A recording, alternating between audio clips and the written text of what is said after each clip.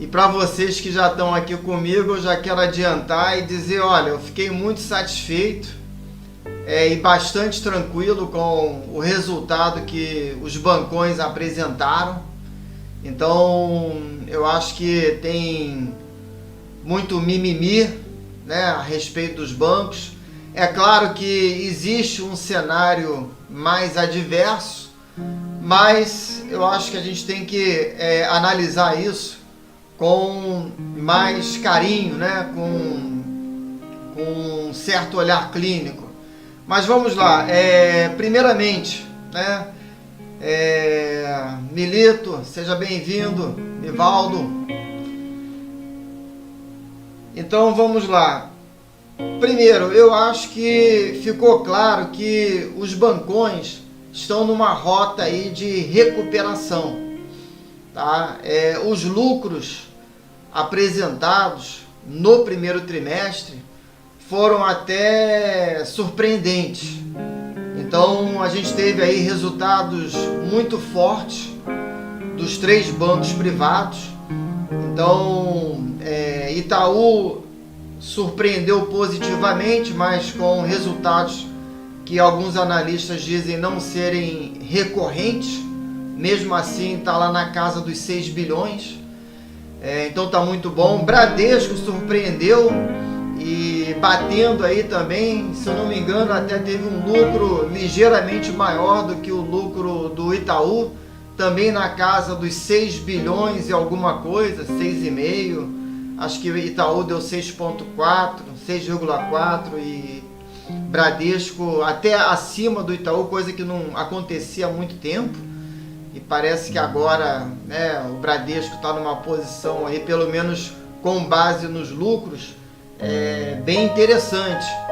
Então isso é tudo muito positivo no meu entender. Eu acho que a gente tem visto relatórios de corretoras, de analistas falando da disruptura, falando aí da concorrência. A gente também, no nosso último encontro, falamos aí sobre a questão, né, do Nubank hoje valer mais do que o Banco do Brasil e da dificuldade lá do Banco do Brasil com 90 mil funcionários, enquanto o Nubank com apenas 4 mil tem aí um desafio grande pela frente, sem dúvida nenhuma. Então eu acho que ainda permanece um pouco do passado, esse passado áureo, glorioso dos bancões, né, que permitiram eles chegarem onde eles estão hoje, mas o futuro é uma grande incógnita, né? Mas por enquanto a gente vê que não há assim tanto medo, tanta preocupação. Eu pelo menos fiquei bem mais tranquilo depois de ver esses resultados, depois de ouvir outras opiniões sobre o assunto, sobre o setor.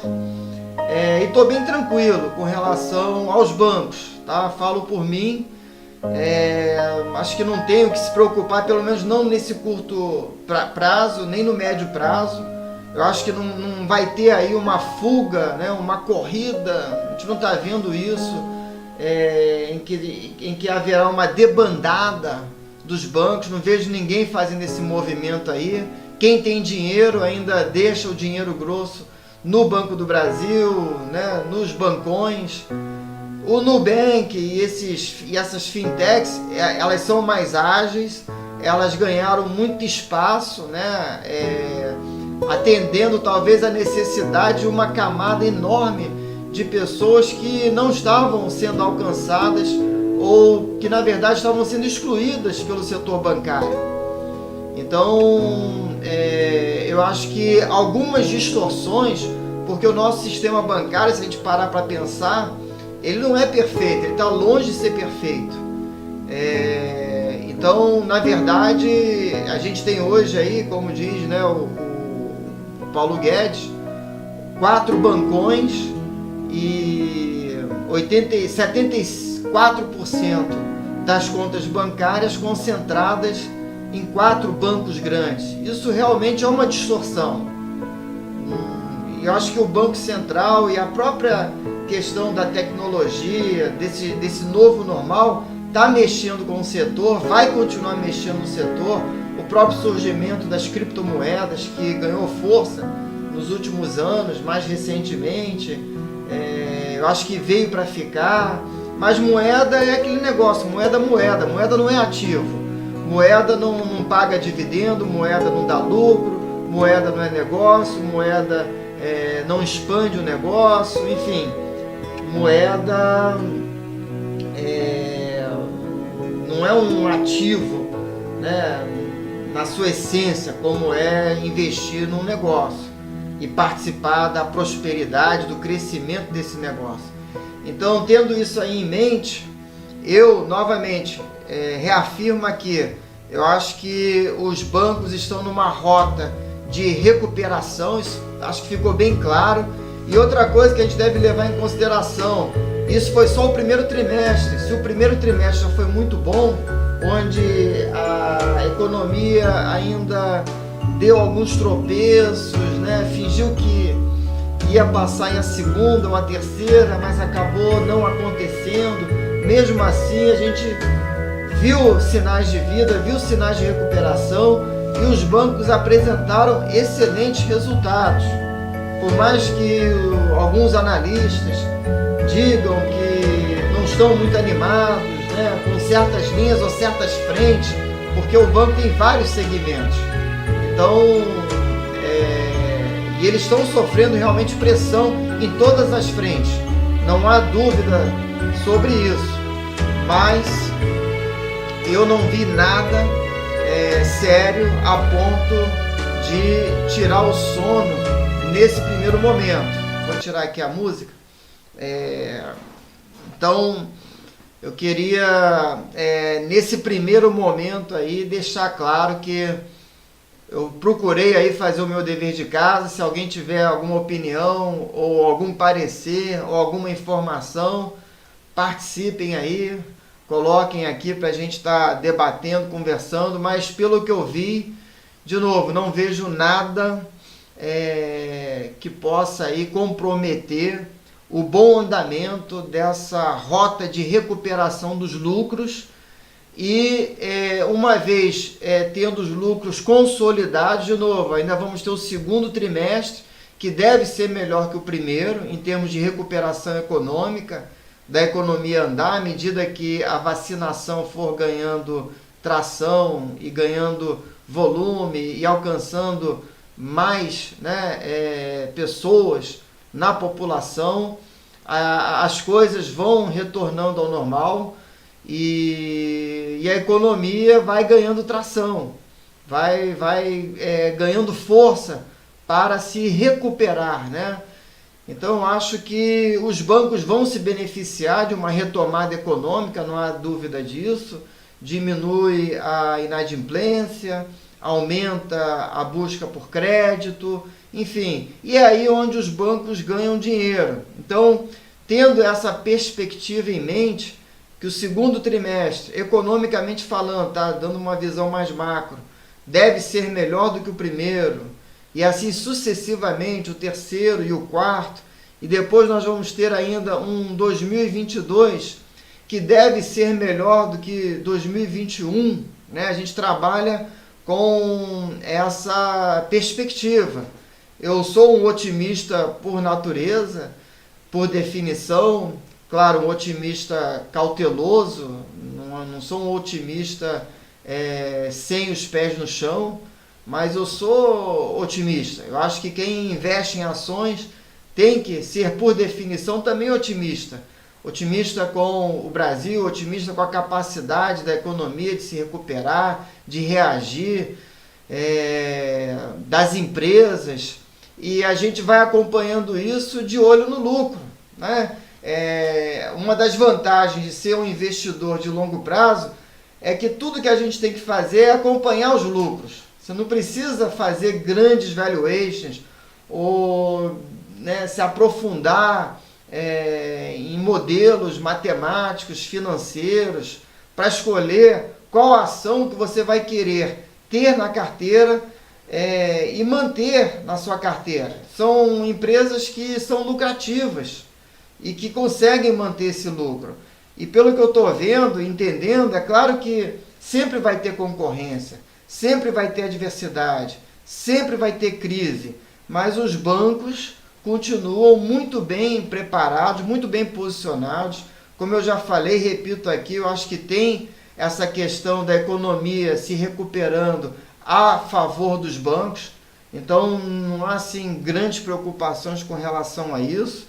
E se a gente for olhar e pensar em 2022, eu acho que os bancos vão retornar àquele patamar mais alto, não só de lucros. Santander já está batendo recorde de lucro, né? Itaú tem que retornar ao patamar, parece que já está a caminho. Se Itaú mantiver 6 alguma coisa ao ano, vai estar bem perto das suas máximas, né? Eu tenho aqui, hoje eu não estou compartilhando a tela, mas eu tenho a informação aqui na minha frente.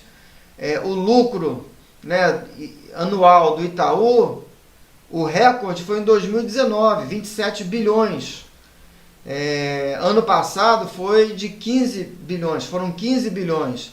Esse ano, se você multiplica 6,5, né, por 4, você vai ter aí mais ou menos 26 bilhões, levando em conta que há uma expectativa. Não vou dizer que o segundo, o terceiro e o quarto trimestre vão ser melhores do que o primeiro, especificamente para o Banco Itaú, mas em termos de retomada da economia, eu acredito que sim, e 2022 também melhor do que 2021. Então, vamos colocar aqui uma média de 6 por trimestre para o Banco Itaú. Isso aí dá 24 bilhões.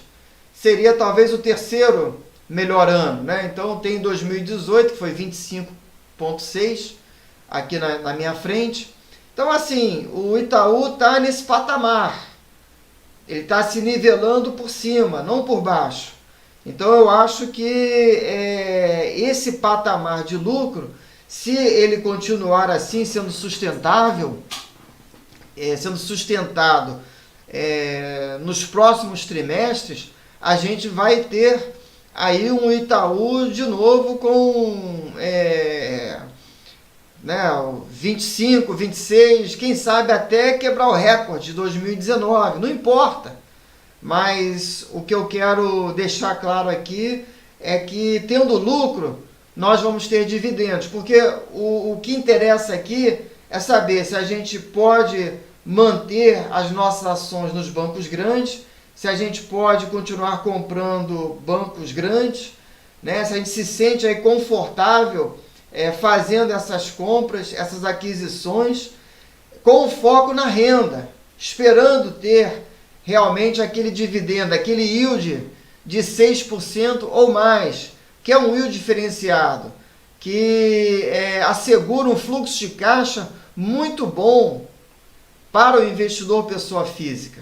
Então, fazendo essa avaliação, eu não vejo, aparentemente, olhando objetivamente os lucros. A gente falou de Itaú, sem falar que Itaú ainda tem a questão da XP, que é um valor que está ali meio que oculto e que, de alguma forma, vai agregar valor ao acionista, né? Porque eles investiram 6 bilhões de reais e hoje, né, o retorno deles é pelo menos 4, 5 vezes mais o que eles investiram.